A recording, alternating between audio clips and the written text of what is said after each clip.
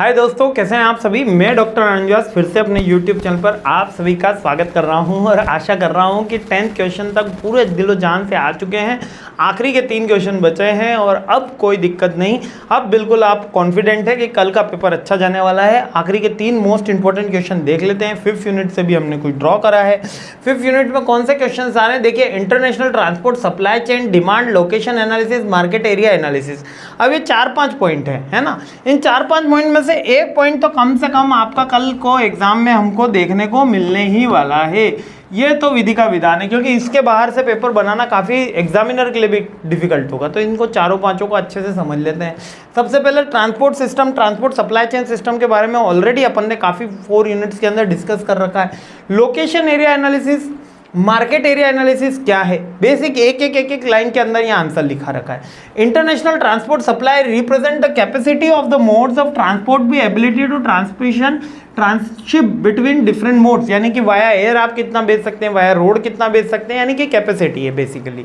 ठीक है। डिमांड कितनी है, the amount of traffic between the location and influence, मतलब कि वहां पे पब्लिक की डिमांड कितनी है। सप्लाई के बारे में बात करूंगा तो वहां पर मोड की कैपेसिटी, डिमांड के बारे में बात करूंगा तो वहां पे पीपल की डिमांड है ना, पीपल की कैपेसिटी कि वो कितना। और लोकेशन कंसीडर क्या करना है, साइट सिचुएशन, एक्टिविटीज, फैक्ट्रीज कितनी है, ब्रेक पॉइंट्स कितने हैं, है ना, रिसोर्सेज कौन कौन से हैं, वहां पर मार्केट में सप्लाई कैसे हो सकता है। और ट्रांसपोर्ट इंफ्रास्ट्रक्चर, पोर्ट्स की बात करूंगा तो वहां पे ports, airport, railway, road network की बात होगी।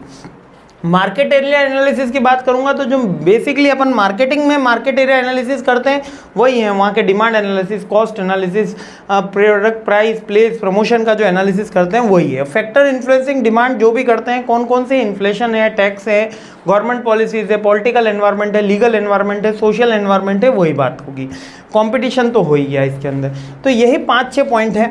मैं फिर से एक एक करके बहुत ही बेसिक से समझा रहा हूँ। देखो, सप्लाई की बात होगी तो कैपेसिटी की बात होगी, डिमांड की बात होगी तो वहाँ पे भी अब उनकी इनकम और इन्फ्लुएंस की बात होगी।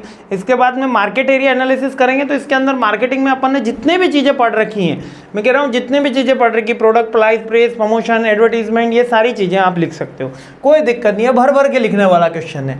लोकेशन एनालिसिस के बारे में, वहाँ पर कितनी कैपेसिटी है, यानी कि एयरपोर्ट कितने हैं, रेलवे नेटवर्क कितना बड़ा है, रोड ट्रांसपोर्ट कितना बड़ा है, शिप की कनेक्टिविटी है कि नहीं है, ये वाली लोकेशन एरिया एनालिसिस आता है। ये सब अलग अलग क्वेश्चन पूछे जाते हैं, एक साथ इसका मिलना मुश्किल है, लेकिन इन 4-5 में से एक क्वेश्चन जरूर बनेगा, ये तो मतलब फिक्स रहता ही है।